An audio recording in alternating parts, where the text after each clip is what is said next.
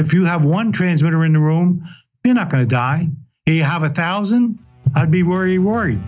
So turn them off. By simply turning off within your environment, you're reducing much of the dangers potentially to your body. I'm Luke Story.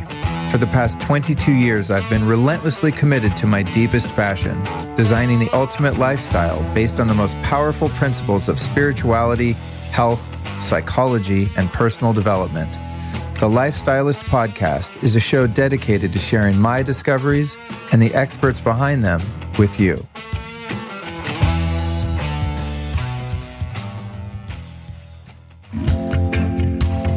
For the past 3 years, I've been really into red light therapy because I've learned through doing this podcast how important natural light is for your body and your health in general. There's a reason why Joovv is the #1 red light therapy brand in the world. Their devices are sleek, powerful, they're FDA cleared, and they come in a bunch of different sizes, so you can set them up just about anywhere. I've got one here in my studio that I use when I'm on a break. I have the full Elite unit in front of a Vibe plate, next to my sauna, up in the Zen Den in the backyard, and I even have the little Joovv Go travel model that I use to regulate my sleep and things like that when I'm on the road. It's actually the single easiest health intervention I do and has some of the biggest results. Now, newer research is also showing red light therapy is great for improving women's hormone health, like thyroid regulation. It's done great things for my testosterone, but it's also really good for women, which is cool. Now, how does one therapy have all of these benefits? It's super simple. Our cells actually crave natural light to do their job. And when you give your body the light it needs, everything just works better. So if you're trying to improve your skin, hormones, reduce pain, get better sleep, red light therapy with the Joovv is a great long-term investment. To check these out for yourself, super easy. Head over to joovv.com/Luke. That's JOOVV.com/Luke.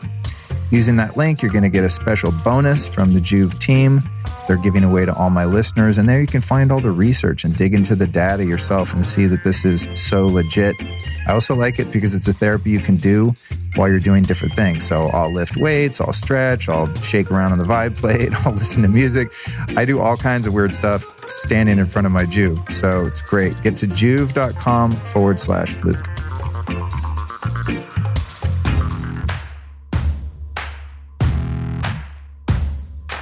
One of the most common questions we get here at the show is everyone wants to know what's the best nootropic, and more importantly, what's the one that's effective but also safe? Well, that's where our sponsor, naturalstacks.com/Luke comes in. They've got an amazing product called NeuroFuel. You might be familiar with it when it was called Siltep. Well, now it's called NeuroFuel. But more importantly, it's got a much lower price. That's the good news for you. And they renamed it NeuroFuel because it actually acts as fuel for your neurotransmitters and supports synaptic connectivity. That means more signaling between your brain cells, and that means more brain power. Now, I love to take this stuff before interviews, before I record my promos like this, if I have to write a bit of copy. Anything that requires concentration, memory, productivity, focus, like when I really need to sit down and work on something. But oftentimes too, I'll just take it on the plane if I know I'm going to be groggy when I land or something like that. So this is just a really good, well-rounded nootropic stack. It's from naturalstacks.com/Luke. However, heads up, when you get over there, pick up some of my favorite magnesium product on the market. It's called MagTech. They have tons of other great stuff too. And what I love about this company is they have full transparency. You can see every single ingredient in every single product, where it comes from and what it does. So these guys are just a really legit supplement company. So that's naturalstacks.com/Luke. And the product you want to start with is called NeuroFuel. Very safe and effective nootropic. Then I'd grab yourself some of that MagTech magnesium. Those are two really good products to start with. And then from there, start exploring their entire menu. That's naturalstacks.com/Luke. You can save 15% off over there by using the code LukeStory. The code is LukeStory at naturalstacks.com/Luke.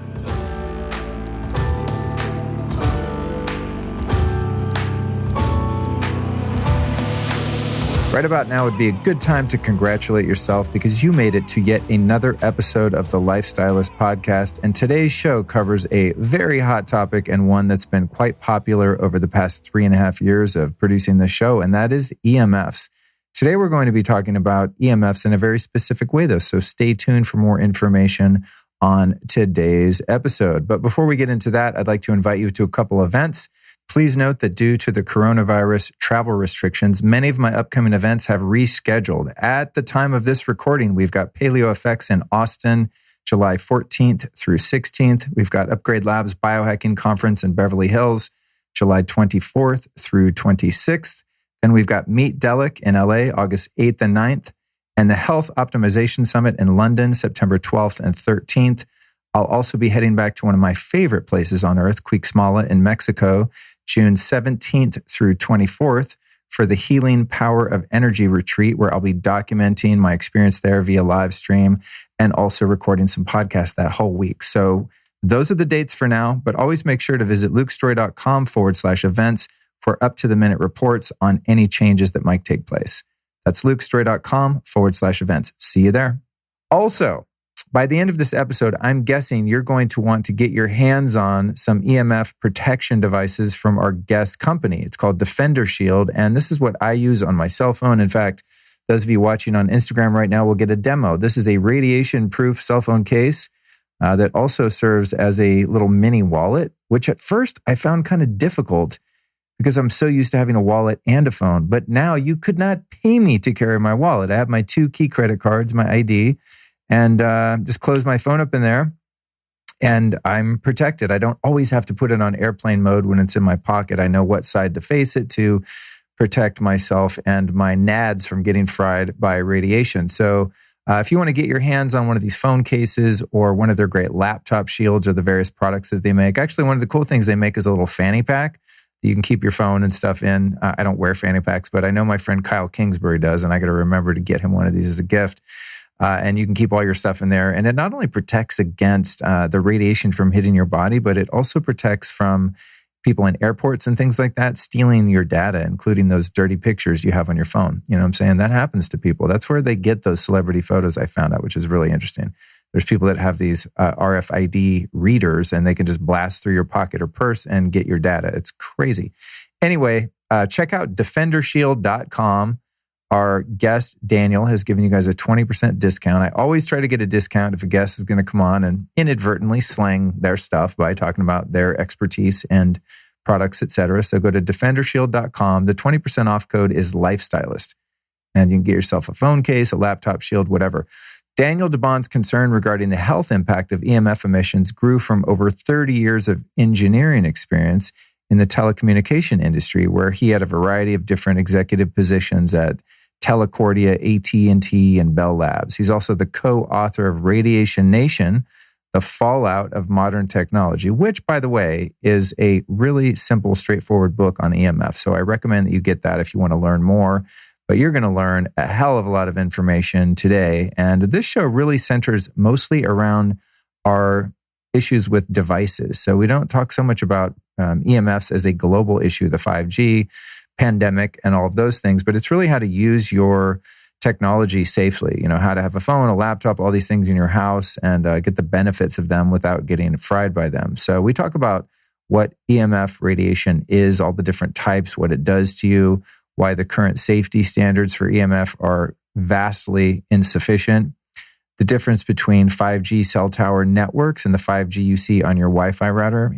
Spoiler alert, it's not the same thing, but you need to know why now. We cover the EMF sources of greatest concern, so laptops in all different directions, including the keyboard, desktop computers, the Bluetooth trackpads, wireless keyboards, the EMF from laptops and phones plugged in versus running on battery, how to protect yourself from bedside tech devices, why you should never, ever use Bluetooth headsets or Bluetooth anything on your head, which part of the phone has the worst EMF levels. We poise whether or not those harmonizing stickers and other things you put on your phone actually work, how to protect yourselves and especially your kids from EMF radiation inside the home coming from various technologies like smart appliances, etc. And really how to not be paranoid and poison yourself with adrenaline and cortisol. So this is one of those delicate balance topics where you want to build awareness, but not be in freak out mode. And so Daniel really gives us some tools to create balance emotionally and mentally so that we can protect ourselves, but not run around in a state of paranoia. We also talk about a couple very interesting and kind of terrifying studies, to be honest. One in which males used laptops for only a few hours and showed reduced sperm count. Also one where women who placed cell phones in their bras developed tumors in their breast. Also regular cell phone users who have developed rare forms of brain tumors. And the alarming number of children aged 6 months to 4 years that use mobile devices, most of them starting before the age of 1. So we really want to look out for the kids, you know what I'm saying? And there's a lot of talk about this in the episode. Before we get into the interview, I want to invite you to join my newsletter and make an exciting announcement. We just launched a few weeks ago, and you might have noticed this, updated show notes and transcripts. So the show notes used to just kind of have the bullet points of everything that I talked about with our guest. Now we have timestamps. So at 6 minutes, 47 seconds, Luke and Daniel talk about cell phone next to your bed, etc. The notes are very thorough. There's tons of links in them, and then also transcripts of every single word spoken, just literally transcripts. And you can find those at lukestory.com. So you won't be emailed the transcripts, but you're going to get these badass new super buff show notes. So get on the newsletter by going to lukestory.com/newsletter. Just open up your browser right now on your phone. Go to lukestory.com/newsletter. I'm waiting for you. Okay. You can still hear my voice, right? lukestory.com/newsletter. Enter your name and email. And I promise not to send you a bunch of weird emails all the time. I basically just send you the show notes every Tuesday and sometimes a Friday when I do a bonus show. If you don't want to do the browser version of getting on the list, you can just text me. Text the word lifestylist, all one word, lifestylist, to the number 44222.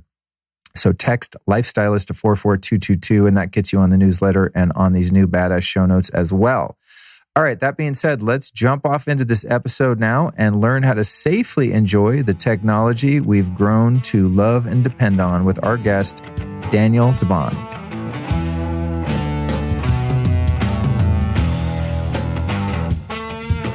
Daniel, welcome to the show, dude. I'm really excited to talk to you today. Luke, I appreciate you giving me a call back and following up from the last time we talked. Yeah, me too. So it was one of the best podcasts I ever did. Second time's a charm, we can only hope. And what he's referring to, those of you listening to the podcast, is we recorded about a month ago, and we went for like an hour and a half, man, and we covered everything you could ever want to know about EMFs as they pertain to your personal devices, et cetera. And we were both like, yes, like doing the virtual high five afterward. And then when I went to download the files, which I do a backup, that's what's funny. I do the video on Skype, and then I have an app called Zencaster, which captures the audio. And all 4 files, because there's 2 files, you know, there's 2 people, so there's 2 files. All 4 files were corrupt and unlistenable. So I sent them to my producers at Crate Media, and I was like, can you guys salvage this? And they're like, honestly, it's not even listenable to us. And, you know, so the audience would never approve of this. So, you know, that was a trial run. We're going to do it again. And, you know, maybe we can, we might even be more focused today, having given it a second shot. Well, thanks so much for inviting me again, Luke. I appreciate it. I'm stoked, man. I'm stoked because EMFs in general are a topic that I'm really excited to share information about. And more so specifically, what we're going to be covering, of course, is, I mean, we're going to dip into some different areas of EMF, but essentially, you know, how they relate to our devices, because I think that's the thing that we have a really hard time getting away from. If you find that you're living next to a cell tower, or you've got a wall of smart meters on your house, you have the ability to move away from that to some degree. Right. I don't think any of us are willing to not have a laptop or a cell phone or a tablet or something. So I've been kind of like struggling with, well, how do I keep my devices and use this technology without, harming myself? So I'm stoked. So you've been in the game for a long, long time now. You've written a book, which is a really great, simple read for those listening, called Radiation Nation, The Fallout of Modern Technology. And if you could give me like the truncated version of how you got into the industry of EMF protection in the first place. What's your background? Sure. For 20 years or so, I ran the technical laboratories for the Bell system and electronics. All the infrastructure used to communicate phone calls for all these years. I ran technical laboratories for this stuff. So I had a lot of background from Bell Labs and subsequent companies that do that work. And 7 years ago or so, my sons were visiting. They're dull men, and they were typing away on their laptops for hours at a time. And my wife says to me, that can't be good for them. That's electronic stuff that's close, and I want grandchildren. This can't be good. And I said, you don't know what you're talking about. This is low-level energy. There's no way this is ever going to hurt you. But I said, okay, let me look into it a little bit. So I looked onto the medical side, the research side of this stuff, which is quite a lot and been going on since the 60s, 70s. And I found that even back then, we knew that after about 3 or 4 hours, 25% of the male sperm is immobile. So it definitely affects the body. And as you pointed out, you're not going to throw your technology away. Neither are my boys. So I said, well, look, what can I do? And I said, well, I can shield it. I can stop the signals that are closest to the body. And by doing that, I remove most of the harm potentially from those transmissions. So I built a prototype because I'm a mechanical engineer as well. And I built a prototype for them. Their friends liked it, so I built a couple of more for their friends, and then it became a nightmare. I kept on going with this, and building more and more products that are designed to fix the stuff you don't want to throw away from protecting you when you use it. Right.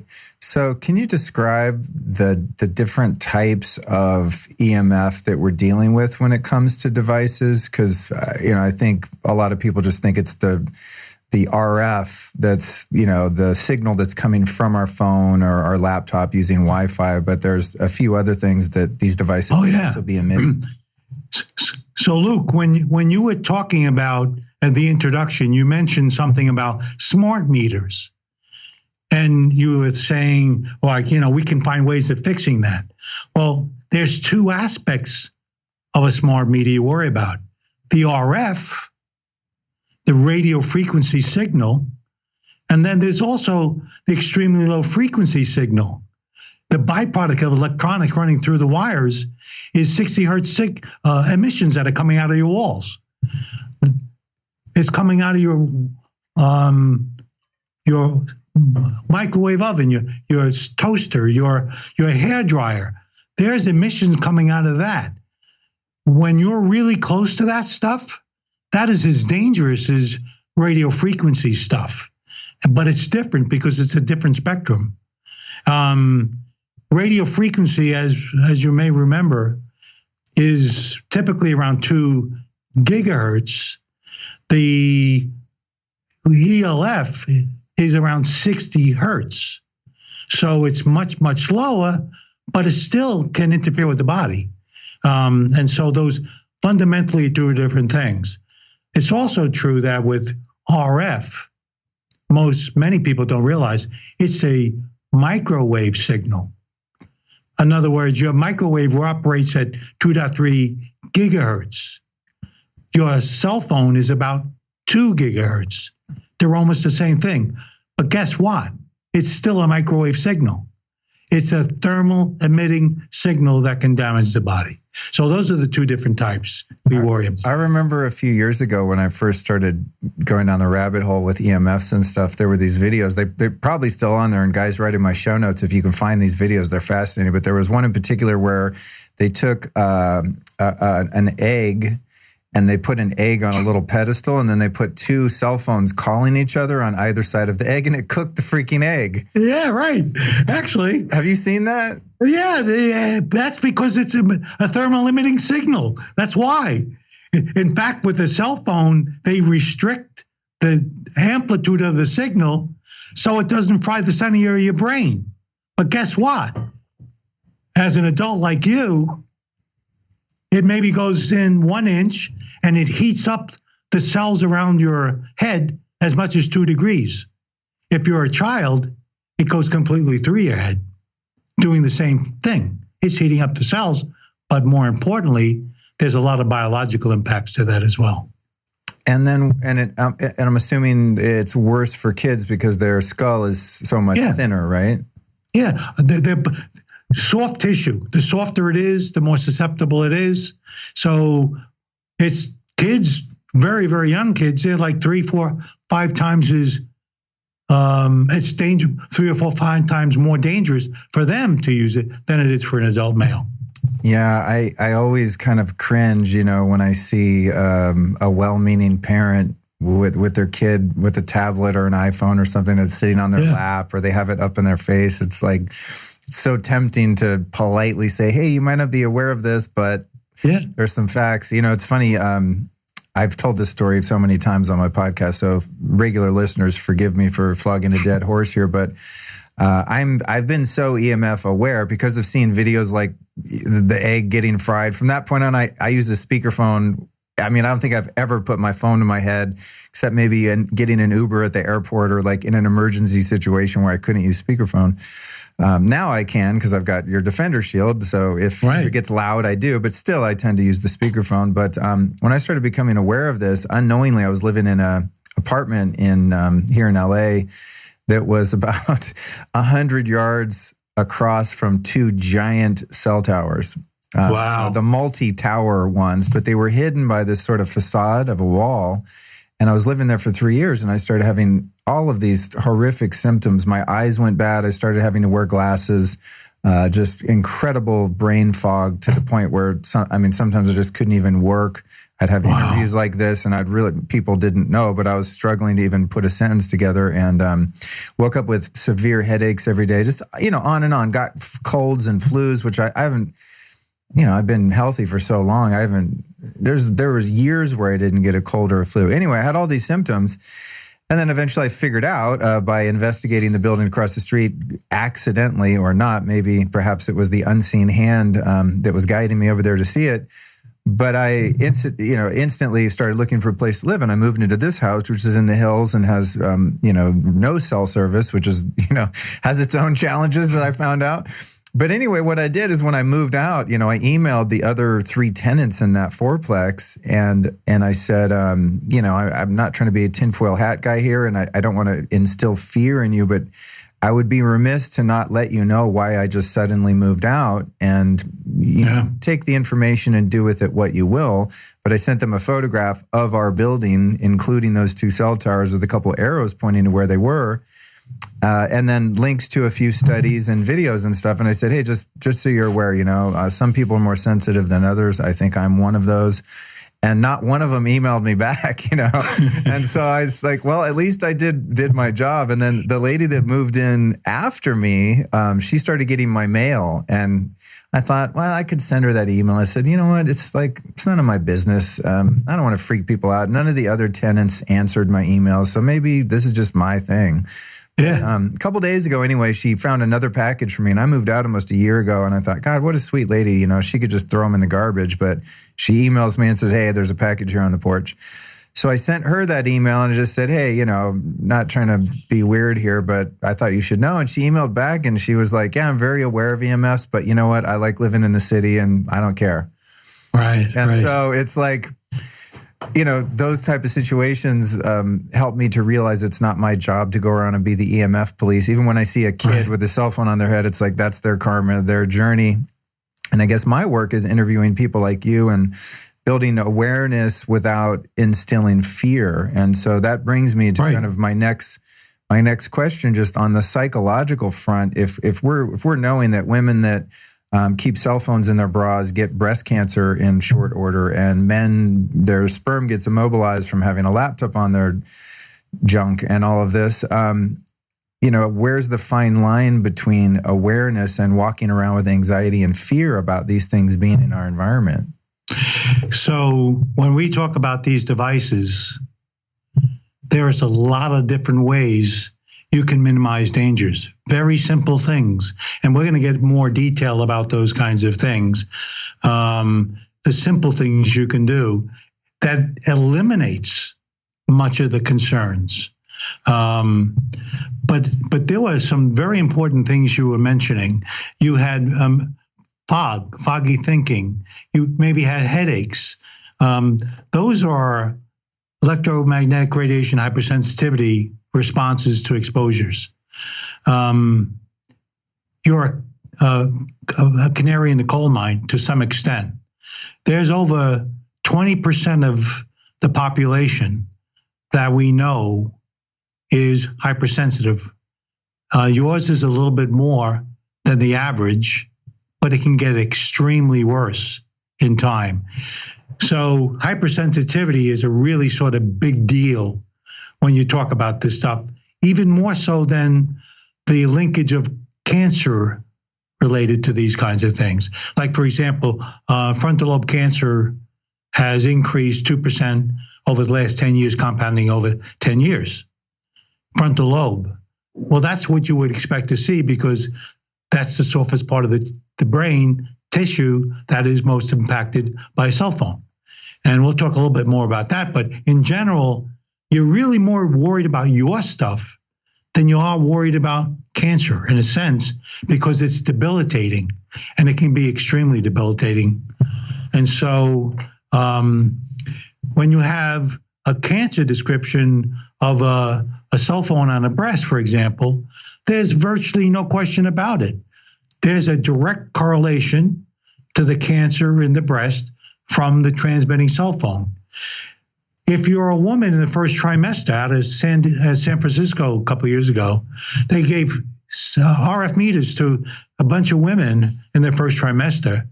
And what they found was the high levels of exposure, those who were in the high level of exposure were 3 times more likely to have miscarriage. And so there is no doubt under high long-term exposure periods, there can be pretty serious consequences. But and we know that there are clear scientific evidence, replicated evidence through multiple studies, well-written studies, well-structured studies that show pretty serious damaging long-term exposure kind of conditions. In terms of the regulatory agencies that implement safety standards, give us a bit of background on, when the laws were created and how they're so terribly outdated. I don't know the data on that, but I've heard you talk about that before. It's like, we're going off cell phone studies from 1973 or so. It's like right. It seems to be that it's kind of a fox in the henhouse situation where you have like at the FDA, you have ex-heads of Monsanto. Oh, yeah. And, there's all of this pay for play kind of funky stuff going on. So what's going on with the FCC or other regulatory agencies that should be protecting the populace but are not because they're perhaps in bed with some of the tech companies, et cetera? Right. So I'll start off by talking a little bit about the standard. Over 30 years ago, cell phones came out, and the standard was based on 6-foot males that occasionally use a cell phone. And the standard was established that the strength of the signal can't be more than 1.6 watts per kilogram, because they knew a 6-foot male would have that signal penetrate the skull by 1 inch and heat up the area by 2 degrees. I often tell the story that 30 years ago, I'd had a cell phone, but I had no one to talk to because no one else had a cell phone.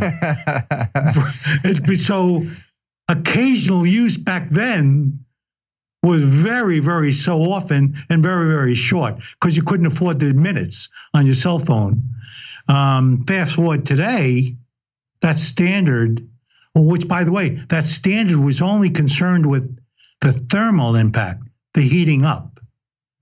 Everything you were talking about before was a biological response, which is far more, as we now understand it, far more dangerous than any thermal impact could ever be from these kinds of transmissions. So is there no regulation then for the radiation that's going into your head or your private parts from using these devices? It's just about like putting a hot thing against your head? Right, literally. Oh, that's so insane. And I'll break it into more detail, which I hate to do, but a standard 6-foot male, if he had concussion and had a blood-brain barrier breakdown, that's no longer true. The cell phone will go to the center of the brain, the frontal lobe.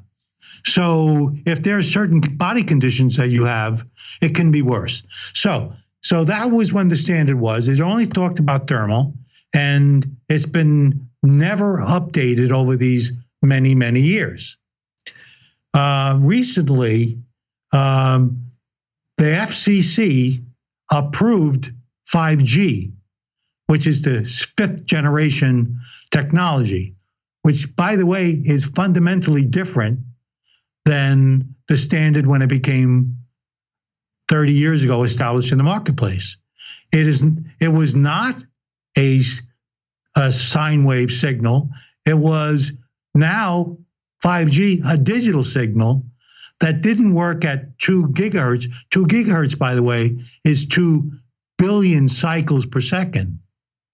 And the 5G can work up to 300 billion cycles per second. So all of a sudden, the standard has virtually nothing to do with the current technology that we are integrating into our devices.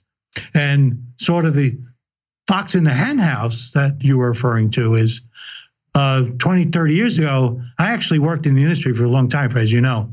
And there was a guy named Tom Wheeler who was the head of the CTIA, a consortium specifically lobbying the federal government for the service providers, the cell phone service providers. And he had that job for 10, 15 years. And about 7 years ago, he was appointed as the chairman of the FCC. And as the chairman of the FCC, he had 5G standards introduced to his organization to be approved or disapproved. And so here we have the guy that represented the cell phone industry making a decision about a technology. And his decision was, we don't have to test this. We don't have to make sure it's safe. We have to make sure we deploy it really quickly. And so here we go. We have up to 300 gigahertz of signal that's being transmitted at the front of your house. And it's not been tested. The standard for presenting safety for the user hasn't been reviewed for 30 some odd years. And that's what's being deployed with 5G today. And what's the difference between the 5G millimeter wave and the 2G, 3G, 4G that we've been using and sort of progressing through? Like, what's the difference of the biological effects? Because there's so much noise within the health community about the dangers of 5G, even above and beyond regular exposure. So being near, in a smart grid kind of city, as they call it. I love that they call it smart too, because it's so dumb. But being, close to a 5G transmitter, why is that worse than being near a regular cell tower? So there are a lot of reasons for that. But let me talk about why is this so much different than previously. When we spoke about ELF, extremely low frequency at 60 hertz, that's really, really, really low on the spectrum scale, on the left-hand side of the spectrum scale. And when we talk about microwaves, we talk about it a little above the left-hand side of the scale. So it's not much farther. 2 gigahertz from 60 hertz sounds like a lot, but it's really not too much. We're talking about almost approaching X-ray speeds, which are in the terahertz space. And so it's very, very fundamentally different, because now you're at so much faster speeds. And by the way, when the standard was created long ago, they weren't a pulsing signal. When the standard was created, it was on a constant load signal. Now it's pulsing signals. pulsing actually is more damaging to the cell than a constant load to a cell. So there's a little bit of mechanical breakdown of the cell that happens more with this.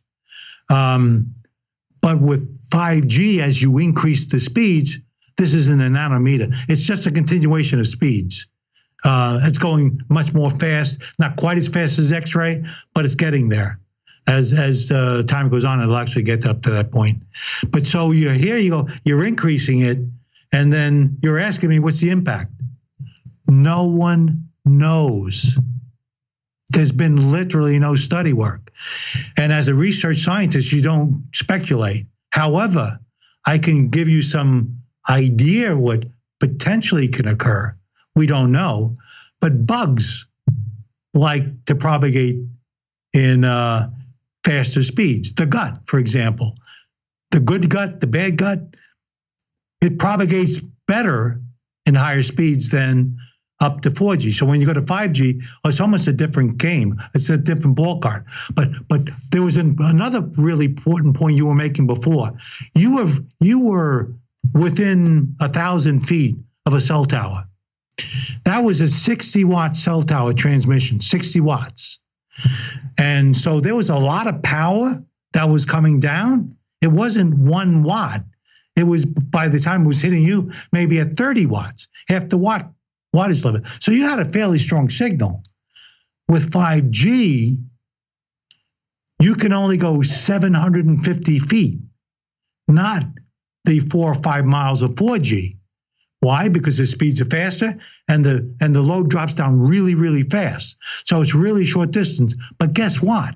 It's at 20 watts being transmitted at what is referred to the small tower, the small cell. It's a third of what a standard cell tower. And what I wanted to mention before, it's the amplitude of the signal where you are 3 times more likely within 1,000 feet of a cell tower to get cancer than the average population. And so would I speculate? Do I know what the problem's going to be with the small cell tower distance? I can't. But I know from research that the closer you are to a higher power level signal, the more likely you are susceptible to biological changes to your body. I'll give you a story about that. I work with a neurologist. He called me up on a Saturday morning and he said, my head hurts. I'm saying, well, how do I know what's going on with your head? And I said, what are you doing? And he said, well, I just moved into a place and I have, I'm in a cabin somewhere and I just got new cable service. And I said, did you get a coaxial cable or did you have a wireless service? And he said, how did you know? I have a wireless service. I said, oh, chances are you have 5G. His heart was hurting so bad because of that 5G signal that he was a canary in the coal mine. He immediately felt it when he was so close to the towers. So I think there's enough projection of concern from historical evidence of body response up to 4G, where we really should be concerned even more so with 5G. Something I find terribly disconcerting about the 5G wavelength is, well, is millimeter waves not the technology they use in those relatively new TSA airport scanners? No, it's even worse than that. Because I don't use those. I have TSA pre-check and I go through the old school, metal detector. And if there's not one of those, I'll get the pat down. I'm like, you guys can take me in the room and do whatever you want with me. Like, I'm not walking through the millimeter wave. That's like a little 5G. It is. But worse than that, you and I are in the university. We're gonna go complain about something, and all of a sudden the Army truck comes up and it directs a signal to us. And it's an active device intended to break up crowds, and it's at 90 gigahertz. Remember, microwave signals go up to 300 gigahertz. Wi-Fi goes up to 300 gigahertz. So we know at 90 gigahertz, they use it in crowd control. It's not water, power water. It's used for crowd control. And what's actually happening there, by the way, when you have sweat glands, they're little coils underneath the skin. And when they put the 90 gigahertz signal towards you, it acts as an antenna and it draws the antenna in. That's why you get so hot. That's why you run. So we know in some of the spectrum, it can be pretty seriously dangerous to you. In fact, you will run from it. And that's active denial that's used today in armies and crowd control. There are videos, and hopefully these can make it in the show notes as well. It's interesting, though, because information like this is now being quickly censored from YouTube. So I implore someone, start creating other platforms where information like this can be shared. But I have seen videos of them demonstrating the military applications of the millimeter wave, aka 5G range. And essentially what you're describing is they have a tank, and rather than a water gun or bullets or, those bean bags or any of that, it's an invisible wave. And then you see people just start screaming and crying and running away. I mean, they show it being tested, and it's like, oh, you're going to move into a neighborhood that is actively firing those same signals toward your house or your office. I mean, it's just nuts, Yeah. One other thing that I find confusing about the 5G thing, and I meant to kind of stick to devices, but this is such a hot conversation right now, and one that I think is so important. But myself and people that write into the show and follow me on social media have a really difficult time discerning which of these new towers are 5G, because the old cell towers are, like these panels that are maybe 3 feet tall and, 10 inches wide, right? And there'll be a bunch of little sticks up on a pole, that's kind of the classic, maybe the 4G cell towers. And then in LA, we have now, especially in the canyons, like in Malibu and Topanga Canyon, here in Laurel Canyon, where there's mountains that prevent cell towers 4 or 5 miles away from getting into the canyon. They have these little short dogs hanging off the phone poles in both directions, facing, in other words, both directions of the road. And there'll be every single or every other phone pole will have these, and they're maybe 16, 20 inches high and 8 inches wide, these small cells. And I always thought that those were 5G. And then I had my friend Brian Hoyer, who has RF meters that are specially designed. Actually, they're used by the telecommunications companies, and they go up to, I think, 30 gigahertz. So they can test kind of at the bottom range of what 5G would be. We went out and tested those, and we're getting no signals. We were getting, within the normal range of 4G. And so I don't think those are, because a lot of people will send pictures to me on Instagram and be like, is this 5G? I go, I don't think it is actually. But now we have these little cylinders. They look like a giant soup can, and they're white, and there's nothing else on them except that. And I suspect that those might be the 5G ones. So is there any way to identify visually what a 5G cell tower looks like versus one of the older ones? The height. Literally the height of the stuff you see. When you see it at the very top of a telephone pole, that's possibly it's a small cell site. It's a traditional 4G cell site. But when it's lower, it's highly likely to be 5G, because they can only go 750 feet. And that means they don't worry about going over the hill. They worry about only getting to your house. So the lower it is, the more direct it is. And so when you see the lower units, that's more likely to. And by the way, they can convert as well. They can show as 4G transmissions, but they can convert them to 5G. Interesting. But you'll see now, if there's a new installation, it's more likely than not 5G, because of the cable service telephone providers are not spending money on any traditional technologies. It's all the new stuff. Well, here's what's weird in LA when I see these new strange looking cell towers that'll be on the top of like a lamppost, for example, right in the middle of Hollywood.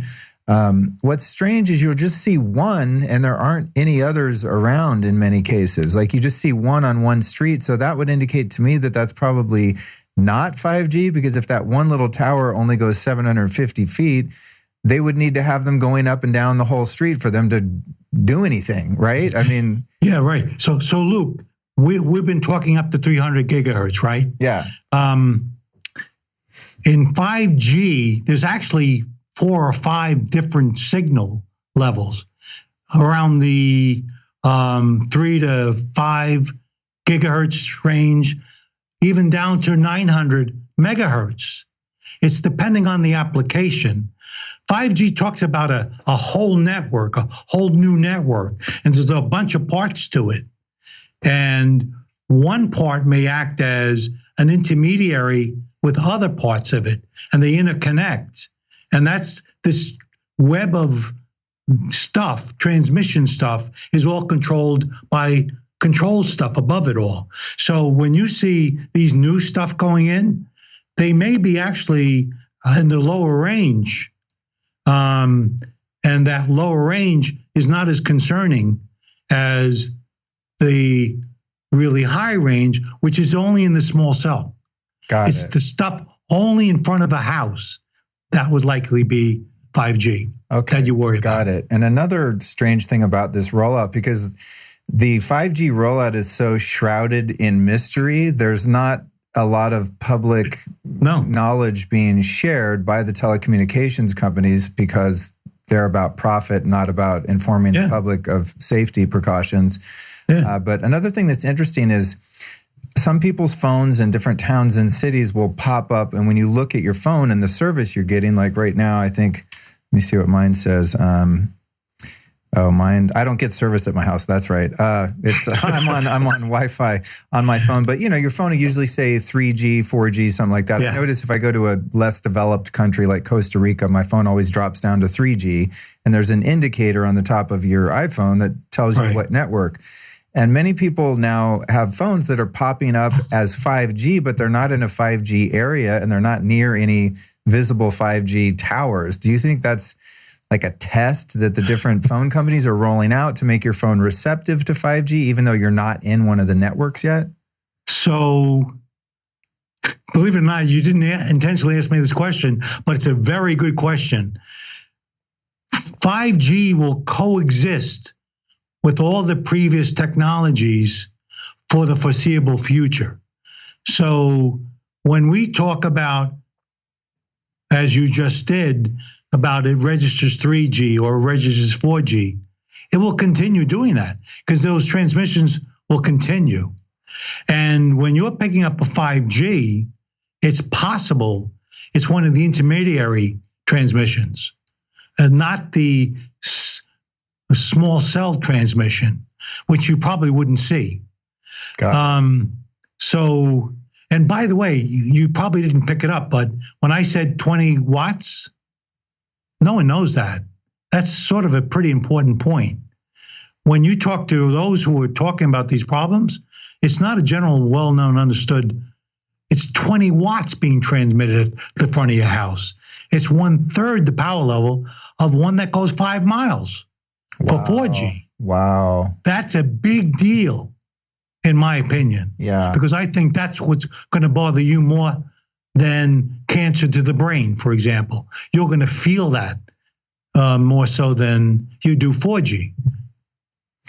The next thing I'd like to clear up for people is the terminology that's used when we're looking at our in-home Wi-Fi network. You have a Wi-Fi router that's transmitting radiation throughout your house, and that radiation carries your data, as mine is right now in my office, so that I can use my cell phone and a laptop and the Sonos system and the Dyson heater and all the shit that runs on Wi-Fi, unfortunately. Right.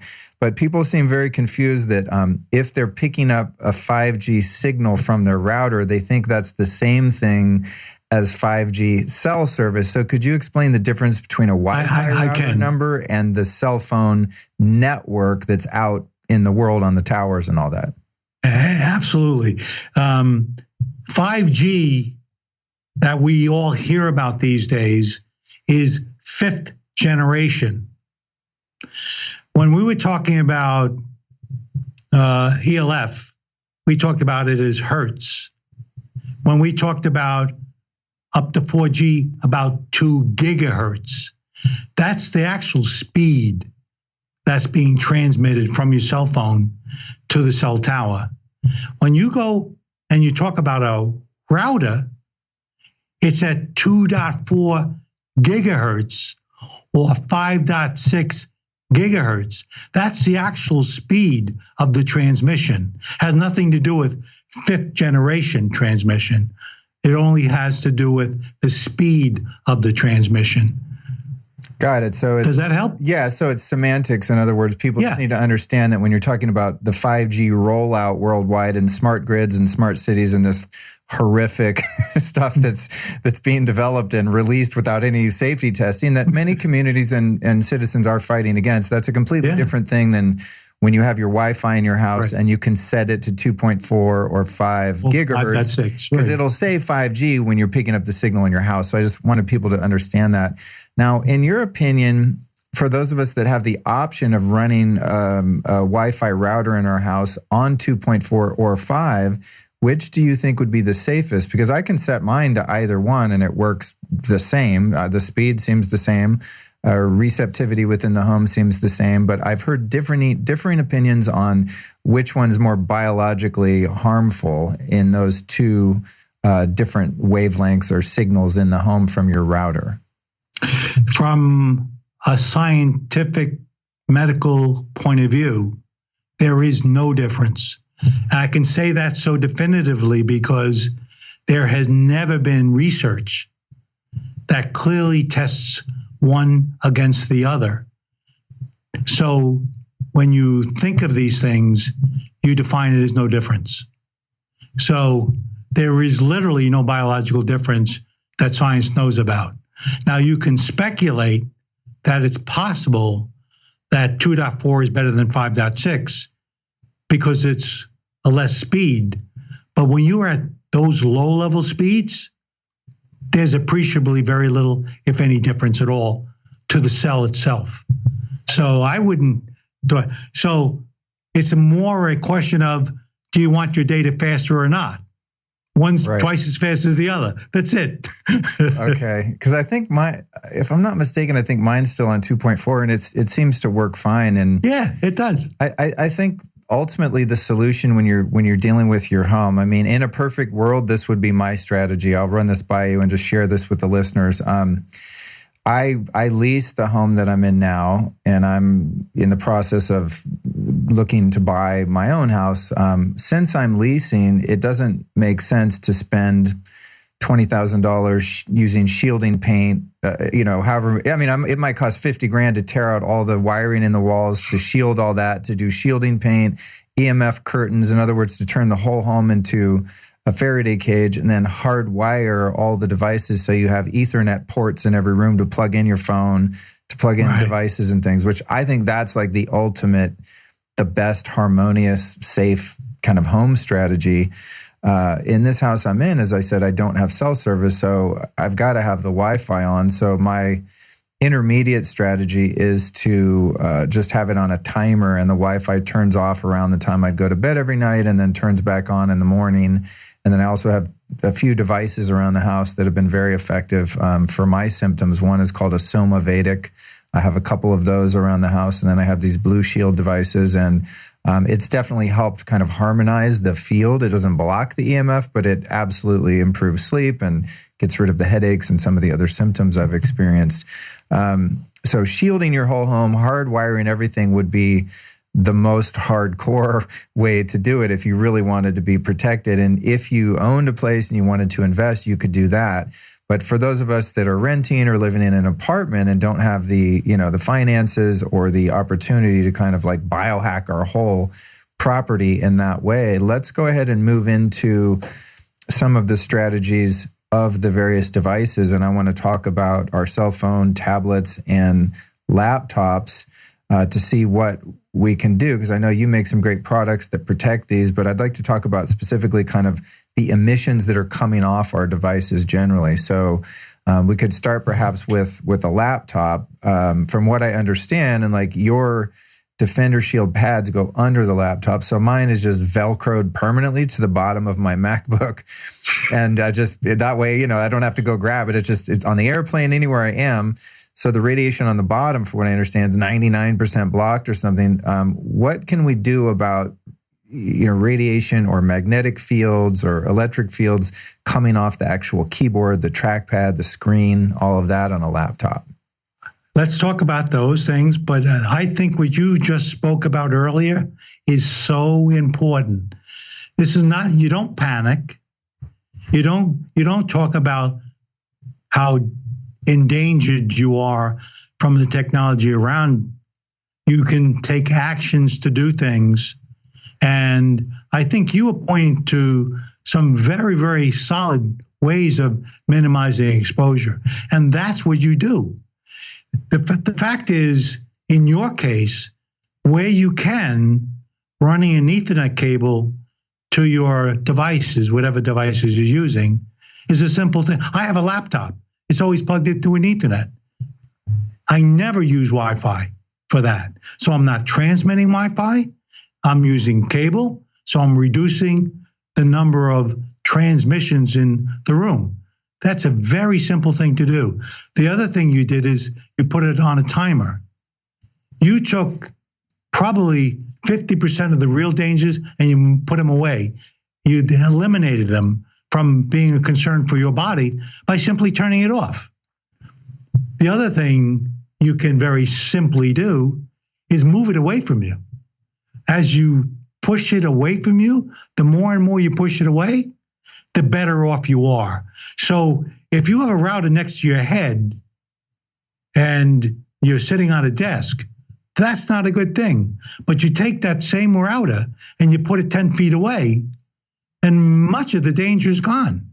So by simply placing it away from you, you actually reduce the potential dangers to your body.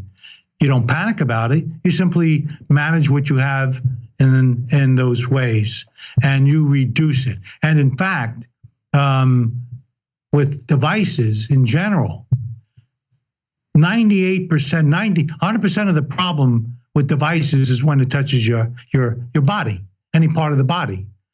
When you move it 1 to 2 foot away, almost 80% of the danger to the cell is gone, just by moving it 1 to 2 foot away. By 4 foot, most of it is gone. So by simply taking devices that you're not using and moving them away, you really reduce the exposures.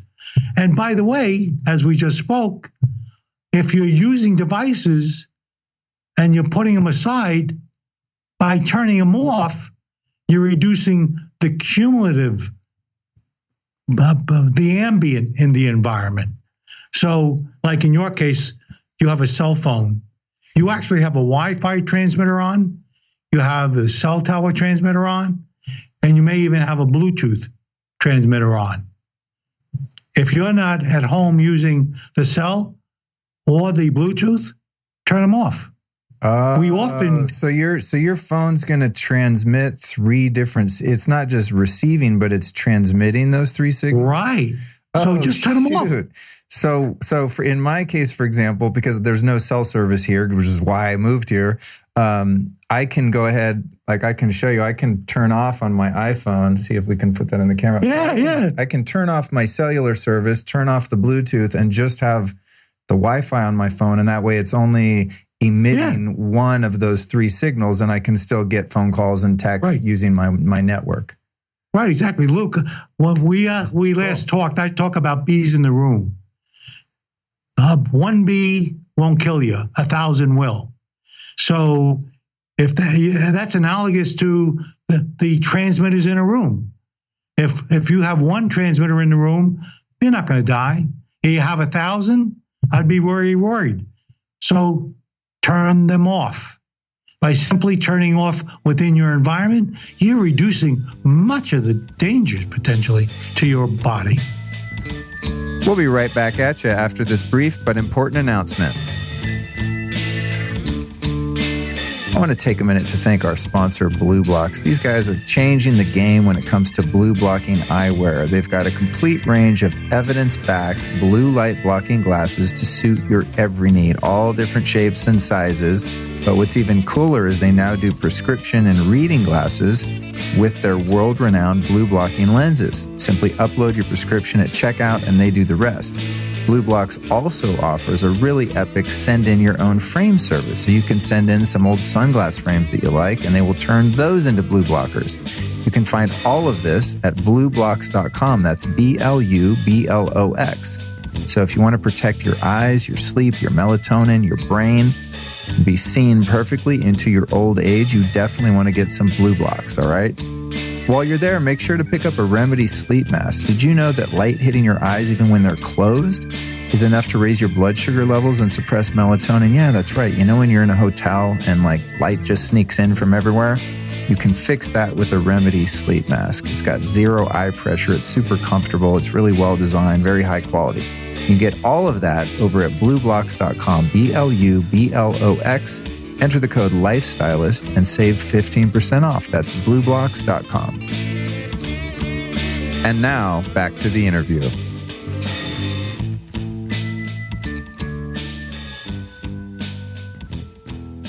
Electric frequencies coming off the laptop are exponentially higher and more harmful when it's plugged in. Would you agree that you want to pre-charge your devices, then use? And with a laptop, I've heard that So we spoke about ELF and RF, right? So you're not only getting the RF transmissions, but you're getting the ELF transmissions. 60 hertz stuff, the AC, the alternating current within your home is also at play. It's not that it's increasing the RF. It's making multiple sources of emissions, both ELF and RF.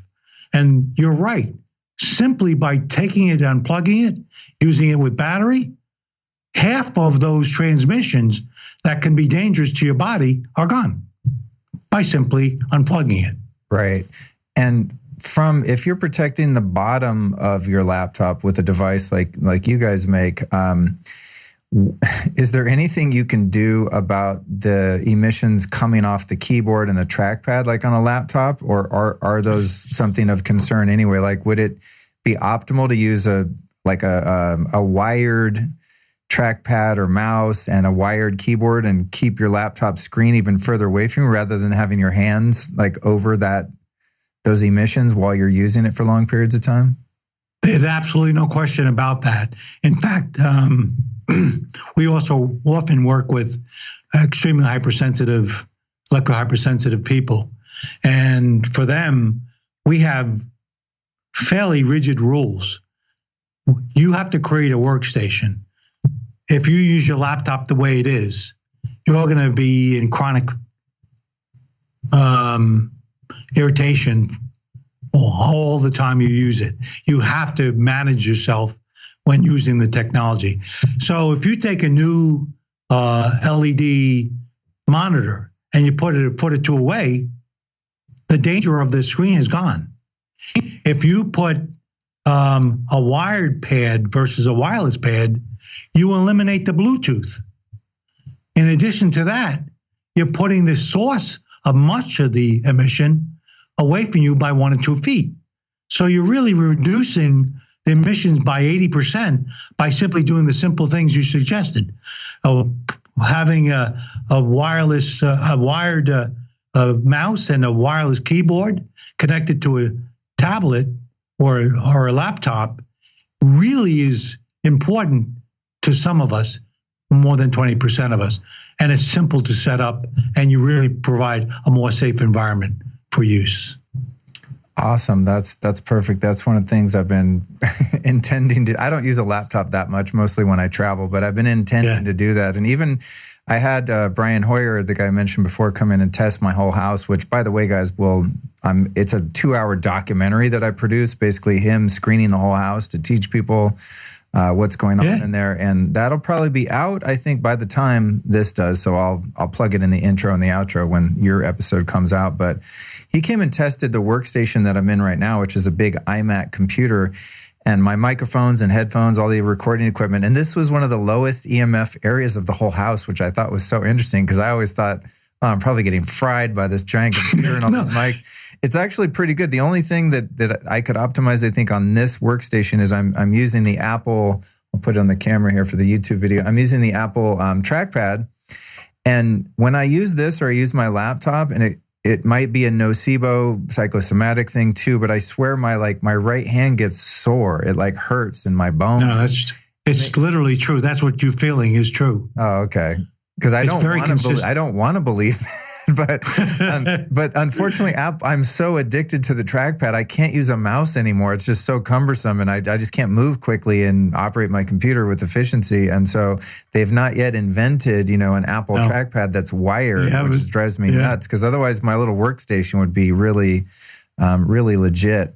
Yeah, all your workstation is wired. That's why it's right the way it is. Right. There was a little ELF coming off the back of the iMac, but I'm quite far from it, so it wasn't an issue. So it's pretty safe. If you wanted to be real hardcore, you could put, like shielded power cables on the back of the computer essentially, but it's far enough away I didn't trip on that. Another thing I'd like to ask you about is Bluetooth devices that people use on their head. I see people all the time now walking around with these earbuds, and I just, again, like when I see a 5-year-old with an iPad on their belly or something, I just cringe. What's your opinion on the radiation level of Bluetooth devices on your skull? Actually, I was hinting to some of that earlier. So let's talk about that. A standard cell phone shouldn't transmit more than 1.6 watts per kilogram. It can't penetrate by the standard. It can't really go beyond 1 inch.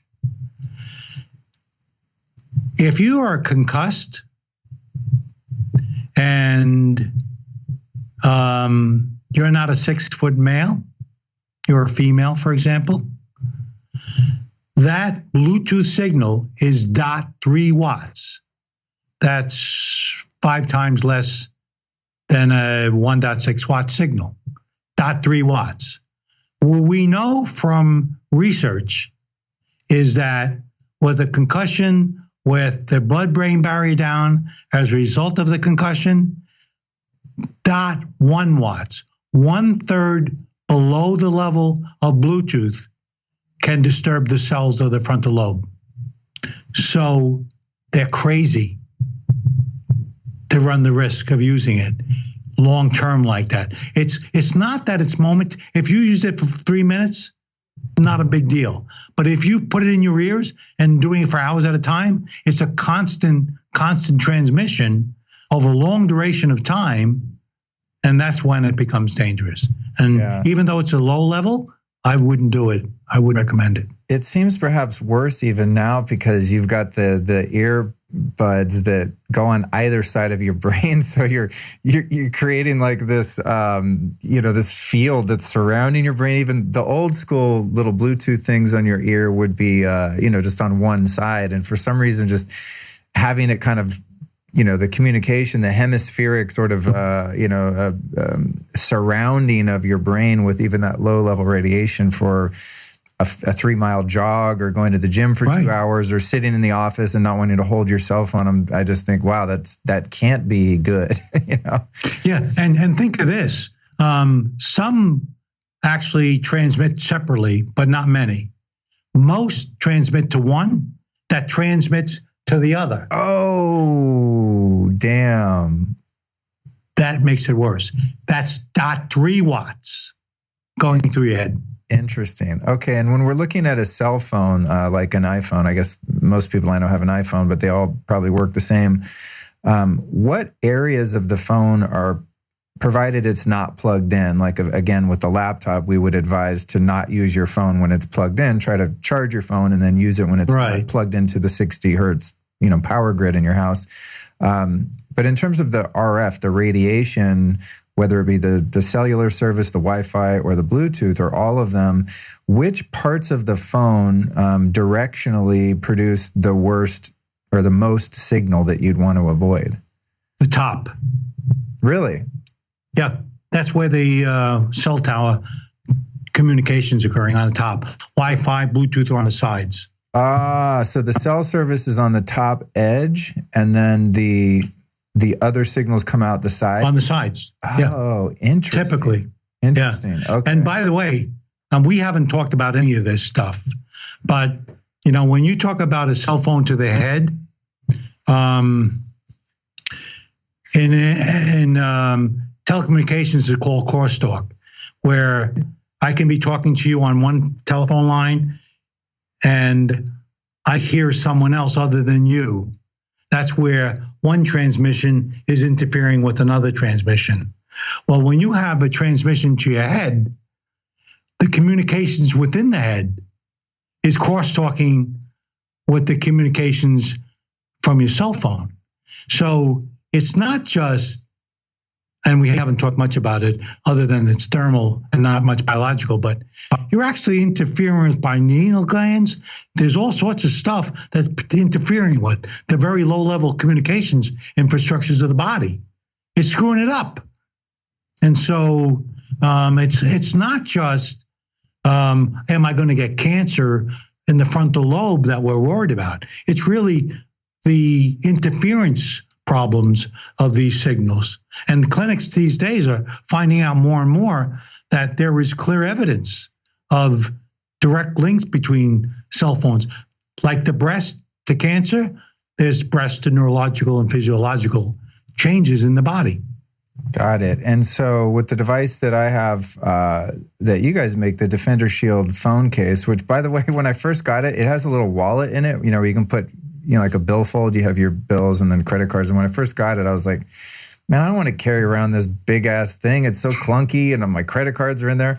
And I also felt really old, it's like an old dude thing to carry it all in one. And I'm hanging on to 49 as long as I can. But what's interesting that I found is now I can't stand carrying a wallet. Like I'll be bummed if one of my credit cards that like my business card or whatever is in my wallet somewhere. I'm like, oh God, so now I have them all stuffed in this phone case, and I actually like just having to remember one thing. It's been really kind of actually a game changer just in terms of carrying stuff around. But I'm glad you like it. Yeah, it's cool. It's a great device. What I'm curious about though is, from what I understand, the shielding part of this case is the part that covers the screen, which is where the sound, your speaker is on that side too. Is that correct? Speakers on the earpiece. Okay. And we go around it. Right. But remember I told you where the transmitters are? They're on the sides. Yeah. So we actually shield it from the sides. So our shielding goes up to the top. So we actually shield and the speaker. And when you talk, the microphone's on the bottom, and we don't cover that. Right. And so, by the way, I don't know if I told you this, but when I was developing this product, there was a 16-year-old girl that wanted a cell phone, and parents finally ended up breaking down and buying it for her. And she passed away from frontal lobe cancer a year later. That was the motivation of me building that, because I knew the signal could be stopped and no one was stopping it. And a simple device like that stops the signal where it's most dangerous to the body. So if you're walking around and you need to have your phone on and not on airplane or turned off, which is the case for most of us, obviously, we want to be reachable, then you would carry this phone here in your case with the shielded side, which is the face of your phone, the front of your phone where the screen is. You'd carry that facing your body. And then it's still going to be getting the cellular transmission coming out of the back of your phone, which is the part of the case that's not shielded, right? Right. That's exactly how it works. Okay. It's that simple. Because if you shielded all four sides with your case, your phone would be non-operational, right? It wouldn't work. Okay. That's how good the shielding works. Okay, well, that's good. Okay, so, and then I've heard that there's GPS and other things still activated even when your phone's on airplane. Is your phone still producing radiation when it's in airplane mode, or is it? Yes. It is, okay. Yes, and it's even worse with the newest stuff, the iPhone 11 and other new technologies, because they're using slightly different GPS stuff. So it's actually worse now than it was a year ago. So yeah, you have to be aware that when you turn it off and put airplane, it's not turning off all the transmitters. But they're spurious. It's not constant. It's periodic. Got it.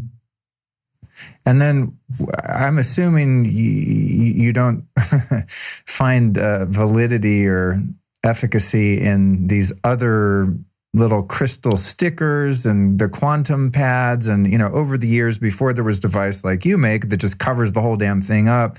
I mean, I don't know how many different, in fact, I just found one on the bottom of my trackpad. I have some little shungite sticker thing, and I'm like, hey, it can't hurt, but I've never seen any empirical evidence as to the, right.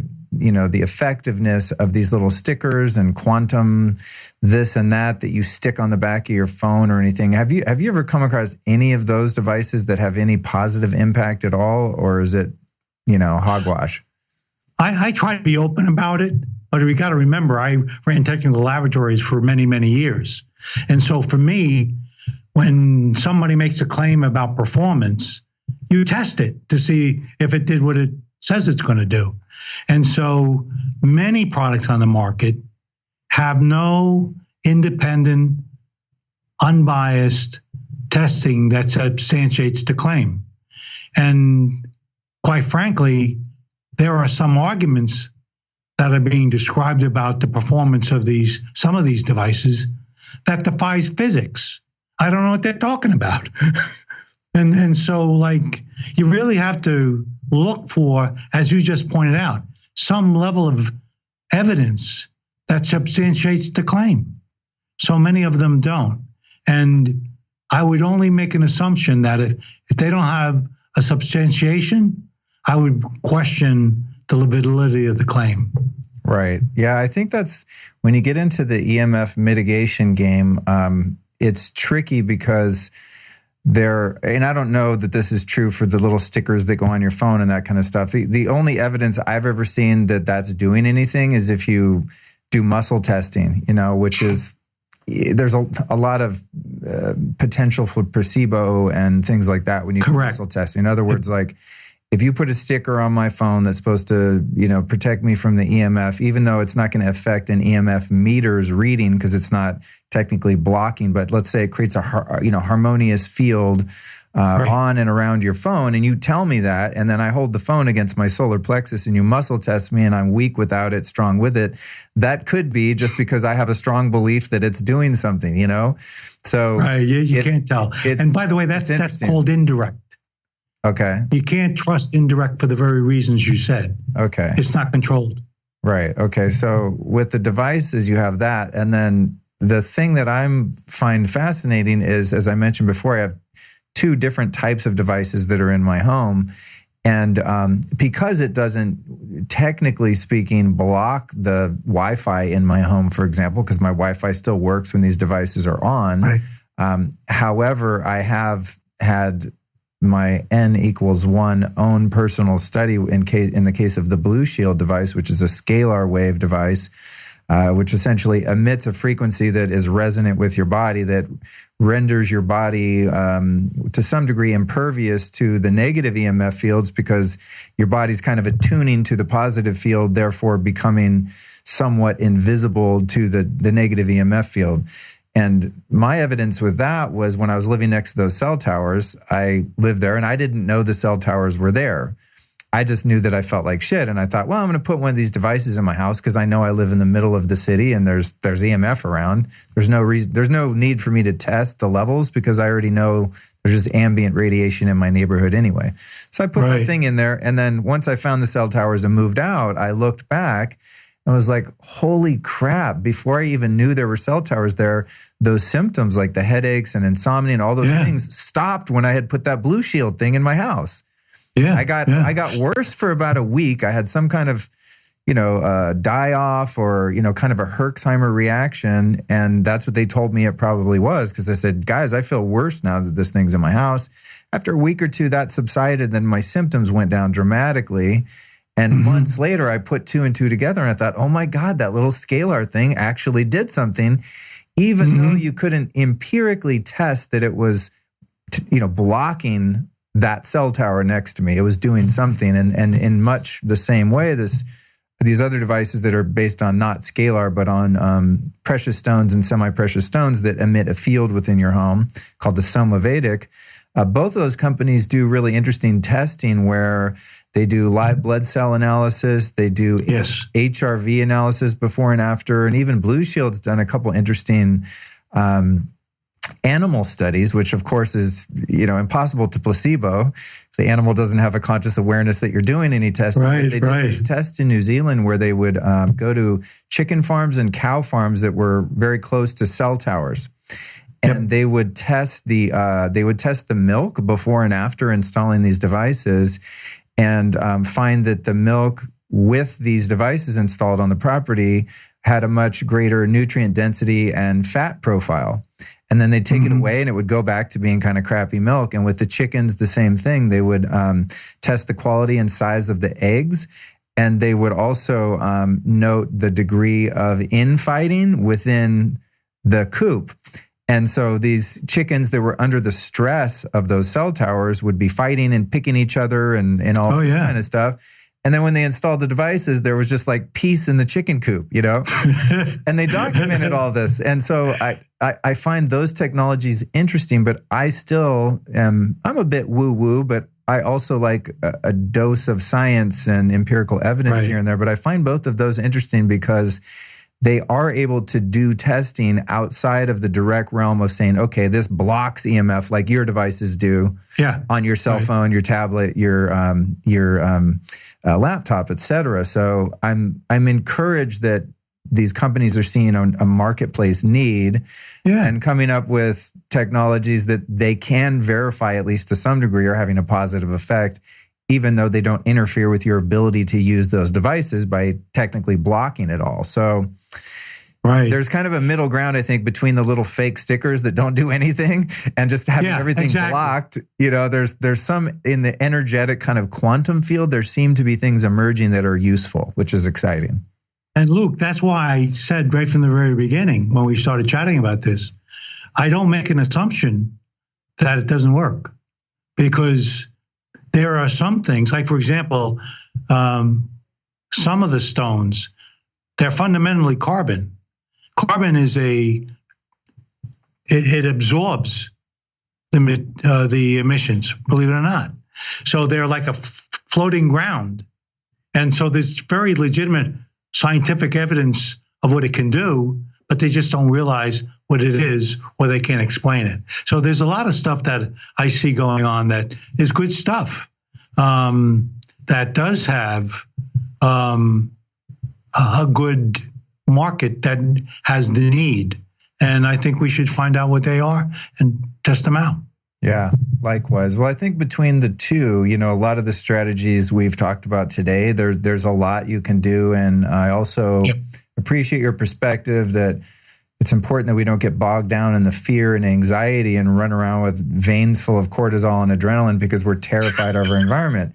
Because I think, and I tend to be on that spectrum sometimes. And so, I find myself being afraid of these fields and all that stuff because I have perhaps a mild PTSD of getting so ill from being next to them. I'm like, God, I never want to feel like that again.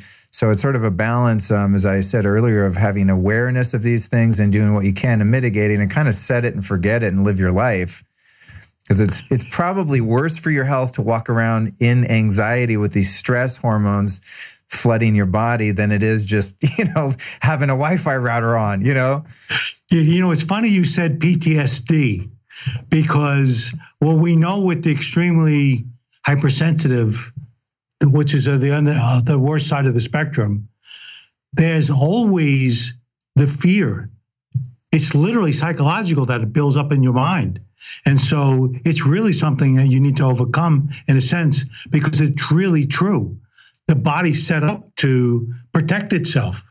And so when there's an environment and you suspect it could be a problem, it is a problem because you're psychologically trying to deal with it. Yeah. So it's interesting you said that. Yeah. I've been really into the work of Bruce Lipton and Joe Dispenza and these guys that are, into changing your biology using intention and, entering into the quantum field and working with things like that. And I've interviewed both of them about this issue particularly, and they both kind of gave me the affirmative kind of answer that I just arrived at. That is like, A, protect yourself whenever possible. B, don't be a victim of your limbic system and walk around paranoid, because that's even worse for you, you know? Exactly. So exactly. I'm actually doing a program right now called DNRS that was developed by a woman named Annie Hopper, who suffered from severe chemical and EMF sensitivities and learned learned and developed a process of using neuroplasticity to heal the limbic system of its injuries, which happens throughout your life from various forms of trauma that put you in that perpetual fight or flight state, and this state of being, on a cortisol and adrenaline cycle. And so through that system, she gets people that are very sensitive to become unsensitive, and in some cases render them completely impervious to the effects of EMF and chemicals and things like that by healing the limbic system, which is fascinating. So that's kind of my next venture into, moving out of the anxiety and fear. But that said, I'm still going to have a Defender Shield on my phone, under my laptop. I'm going to turn my Wi-Fi off at night. I'm not going to live next to it. Simple stuff to do. So it's kind of a combination of both. I think the mentality of it and your attitude toward it, and loosening up a bit, and just taking the simple approach of just mitigating what you can. Yeah. By the way, I like that story you're telling, because we're finding that I work with clinics, and we're finding that the cell phones, our ambient has picked up 1,000 times over the last 15 years. And so we see all these kids in school that having anger problems, more ADHD, all those kinds of things that are happening in our environment. And what they're finding is it's the brain that's actually appears to be being influenced in all this. And so it was characterized by one neurologist with me, is you're walking and your brain's sleeping. In other words, the brain patterns are screwed up. So when you're in bed, you're not healing. And when you're up, you're trying to heal. And so it's becoming more and more complicated with the presence of these electronics in our environment. And the way in which you deal with it has to be different. And so the first thing I thought about is, when you were mentioning that, is that they have brain tap and other forms of systems that actually help the brain realign itself to where it needs to be. And we have things like WAVI, which is actually measuring the electrical resistance in parts of the brain, so you're gaining or losing in the clinic environment. So a lot of people are working on a lot of very important things in this true new space, which, by the way, I think more is the elephant in the room than ever before. It's pretty serious stuff. Yeah, I love that you mentioned Brain Tap. I recently met those guys and got one of those devices. It's a kind of a neural reprogramming, brain healing meditation, earphone light show thing. It's very cool. I did one last night, and it has... Yeah, that's Dr. Porter. I love the guy. He's been doing it for 30 years. Yeah, I'm looking forward to interviewing him. But yeah, I love the Brain Tap. Last night I was listening to one about manifesting wealth and stuff, because a lot of his programs have guided visualizations and things, and it puts you in this theta state where you're very programmable and puts you in a position to use neuroplasticity to reprogram you. And so he'll do these guided visualizations and meditations while you're under that state, and kind of imprint you in almost a hypnotherapeutic fashion to take on new beliefs and to let go of old ones. It's absolutely fascinating. Yeah. By the way, that's how they've improved the ADHD response of the body. It's hypersensitive. That's how they did it. Wow. I've seen it actually change. Oh, that's so cool. Exciting stuff. And by the way, by the time this comes out, guys, I should have, in addition to the Defender Shield products, I should have the Brain Tap on my store, lukestory.com/store. Speaking of store, I appreciate your time today, and we've done a good job, I think, of sharing information with people without trying to slang products to them. But I love the products that you guys make, so I'd like to just open the floor now for you to just, give us a rundown of your product line, what devices they fit on, where they can find them, and things like that. Well, as I said, we started with a laptop shield, the defender pad. It was done because I wanted to protect my sons and have grandchildren, which, by the way, I don't have grandchildren yet, 7 years later. Thanks for nothing, boys. Right. But I know they have a good sperm count. And so, but then I told you the story about the 16-year-old girl. That pushed me into the cell phone space. I was really frustrated. It was anecdotal, but it really, for some reason, drove home the need to try to do something about it. So we went into the cell phone. Ever since that time, we've kept on expanding our product lines where we have earphones, earbuds. We have headsets coming out for the autistic. We're trying to create environmental EMF-free products for all people, not just kids but adults as well. And so we have a full product line there going. I'm a little sensitive to we talked about, this would actually work for you. We have a blanket we sell. It's actually a grounded shield. It's a floating ground. I got shield. One of those. Yeah, I've been taking it on the airplane. You will feel different from it because you're sensitive. And it really calms your body down. So I didn't make it for you, by the way. I made it for protecting women who are pregnant because I know the womb is so vulnerable. But I've found out later on that it really helps the body in general feel more calm, and it provides protection. We have sleeves, we have pouches, we have all sorts of different things. We're trying to build for the everyday use. If you want to look really older, like you're about 65 years old, we have a clip that you can put on the side of your belt. That'll do it. That's where we're going. That's my next step. When you really throw in the towel. I think once I can get away with that, once I lock in a wife and settle down, then I'll pull that out. Now it might be premature. Well, a year or two from now, I'll give you a buzz. Yeah, exactly. Oh, that's great, man. Listen, I appreciate the work you're doing in the world, and I appreciate when people make products that actually work. So kudos to you and your team for that. In closing, I'd love for you to share 3 teachers or teachings that have influenced your life or work that our listeners might be able to go learn something from as well. I have a teaching. Life is pretty precious. You don't realize it when you're living it. So I always talk about, look at what you'll be thinking about on your deathbed. When you're on your deathbed, what's going to be important? Is Luke's podcast going to be important? I represented the telephone industry with the FCC every so often. I thought that was really important. Believe it or not, it's not very important. There's not a lot of things that are important that are truly important to you. And so this is a ride we take. It's a journey that takes on, but there's certain very important relationships you build in that journey and cherish them, because that's what you're going to think about on your deathbed. To me, that was like pretty important. And it's not theory for me. So you really want to see it as helpful hint at how you should think about your lifestyle. That's probably the most important thing in my mind. And it boils down to very simple. Be aware of the life you're living and where you're going, and make sure it's where you want to go.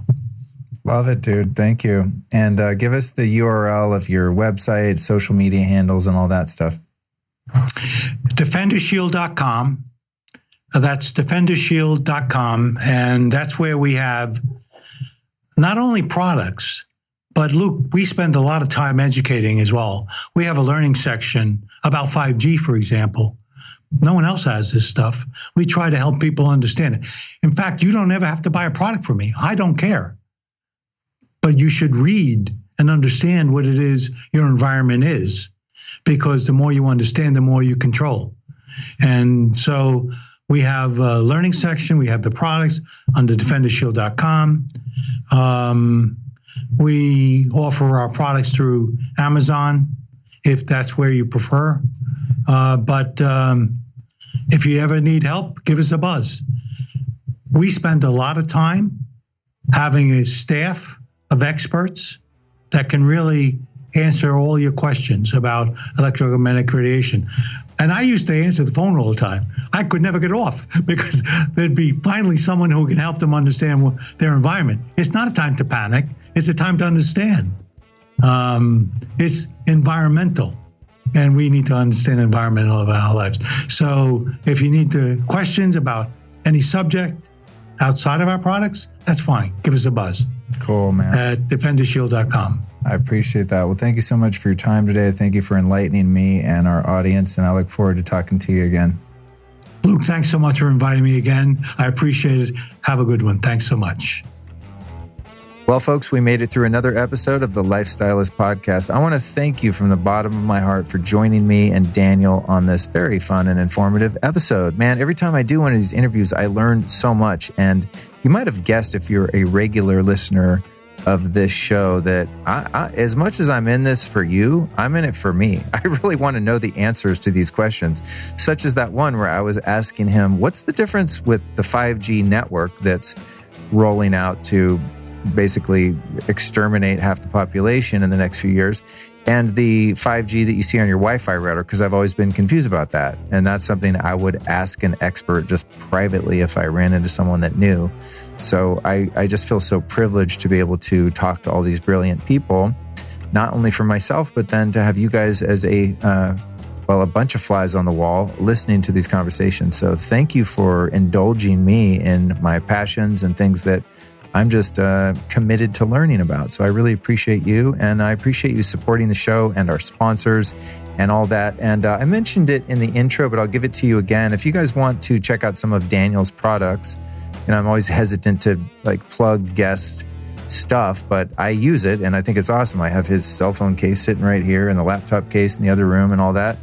And I know sometimes people listening are like, oh, damn, I want to try that stuff. Is there a discount? Well, yes, there is. You get 20% off at defendershield.com by using the code Lifestylist.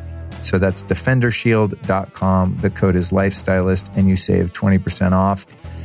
Again, join the newsletter, man. The new show notes are badass. They're very detailed. They've got timestamps, and you're going to get them sent to you every Tuesday. Go to lukestory.com/newsletter. That's lukestory.com/newsletter. Or you can text the word Lifestylist only on a US phone, by the way. Text the word Lifestylist, all one word, to the number 44222.